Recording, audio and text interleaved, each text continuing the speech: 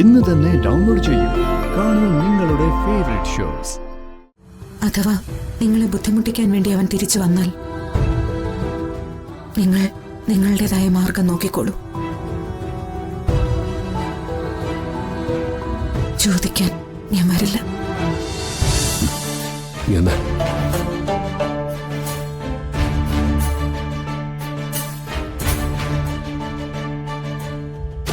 ഇനി സംശയമൊന്നും വേണ്ട, ജീവൻ തന്നെയാ. പറയാനുള്ളതൊക്കെ ഒറ്റ വാചകത്തിലുണ്ട് എന്ന് പറഞ്ഞ ഇന്നലത്തെ മടക്കം ഒന്നും അവസാനിപ്പിക്കുന്നില്ല. നമ്മളോടുള്ള കണക്കുകൾ തുടങ്ങുക.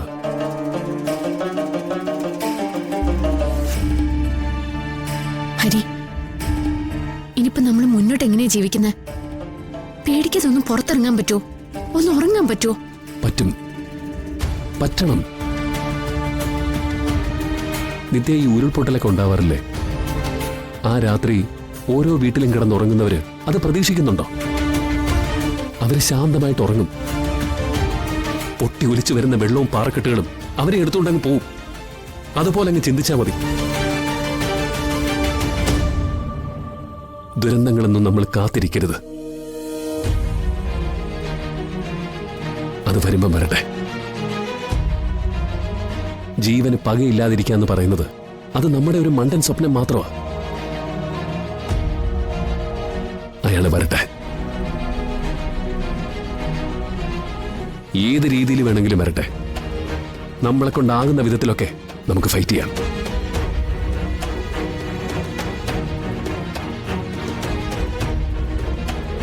താൻ കുറച്ച് ധൈര്യം കാണിച്ചാൽ മതി.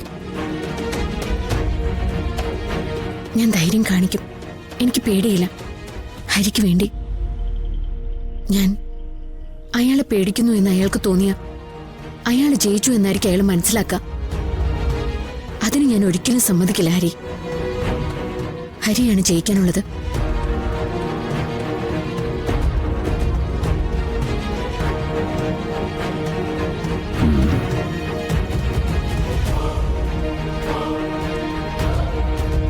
പക്ഷെ അവനറിയില്ല മണ്ണിൽ പണിയെടുക്കുന്നവന്റെ യഥാർത്ഥ സ്വഭാവം.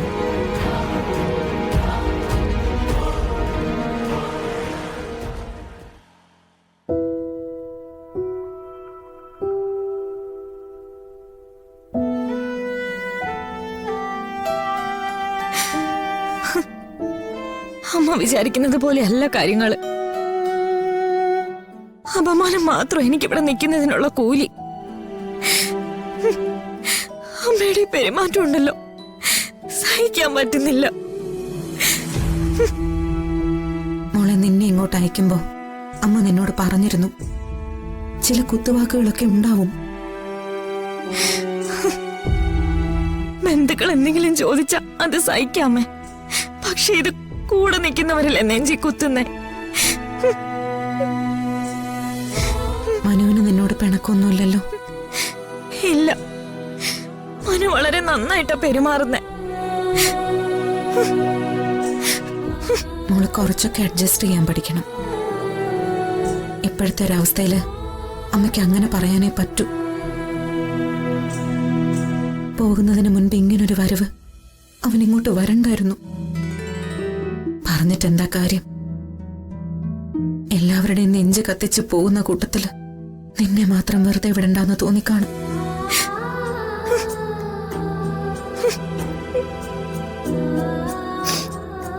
അമ്മേ,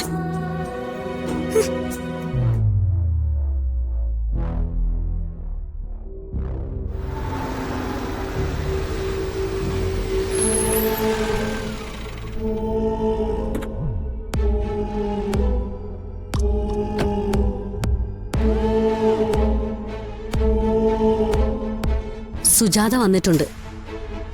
ഞാൻ വിളിപ്പിച്ചതാ. എന്തിന്? ഇന്നലെ ഇവിടെ നടന്ന കാര്യങ്ങളൊക്കെ ഒന്ന് പറയാനാ. ബാക്കിയുള്ളവർക്ക് മനസ്സമാധാനമായിട്ട് കിടക്കണമല്ലോ. നീ ഒന്നും മിണ്ടാതിരുന്നേ. പറയാനുള്ളതൊക്കെ പറഞ്ഞില്ലേ? സുജാത മോളിലുണ്ട്. കേൾക്കാൻ പറ്റാത്ത കാര്യങ്ങളൊന്നും ഞാൻ പറഞ്ഞില്ല. കേൾക്കുകയും വേണം, നമ്മൾ പറയുന്ന കാര്യങ്ങൾ മനസ്സിലാക്കുകയും വേണം. അത്രേ ഉള്ളൂ.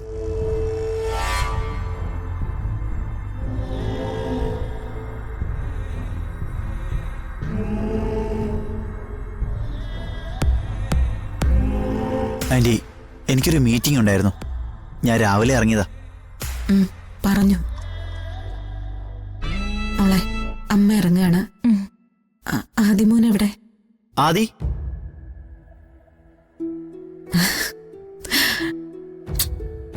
അമ്മമ്മ പോട്ടെ. പിന്നെ വരാം. പറഞ്ഞതൊന്നും എനിക്ക് മനസ്സിലാവാഞ്ഞിട്ടല്ല. പക്ഷെ ഞാൻ നിൽക്കുന്ന അവസ്ഥ കൂടി ഒന്ന് ആലോചിക്കണം. നമ്മുടെ മക്കള് നമ്മുടെ നിയന്ത്രണത്തിലാവുമ്പോ അവരെക്കുറിച്ച് അഭിമാനത്തോടെയും അഹങ്കാരത്തോടെയും നമുക്ക് സംസാരിക്കാൻ പറ്റും.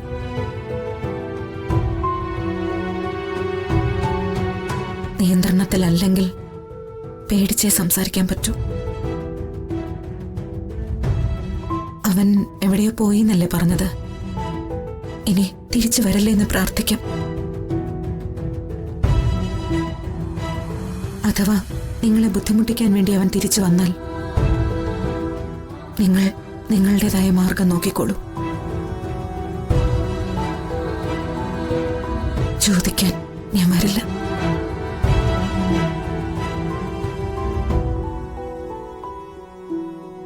ഞാൻ ഇറങ്ങട്ടെ. ആന്റി വരൂ, ഞാൻ കൊണ്ടുവിടാം. വേണ്ട മോനെ.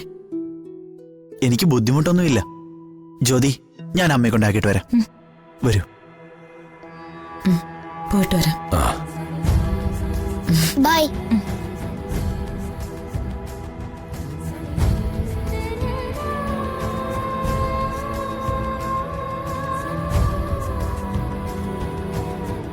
വാ ആന്റി.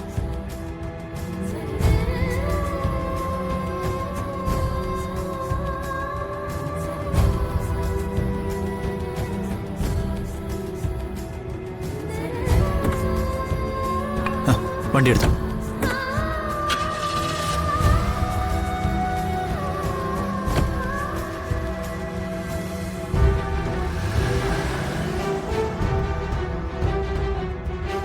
വാ.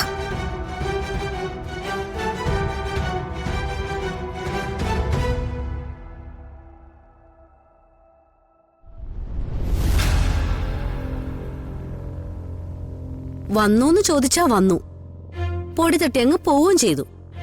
ഇനിയിപ്പൊ എന്തുണ്ടായാലും നമ്മൾ അനുഭവിക്കണം. ഒന്ന് നിർത്തുന്നുണ്ടോ? ഇനി ആരെ കേൾപ്പിക്കാനാ?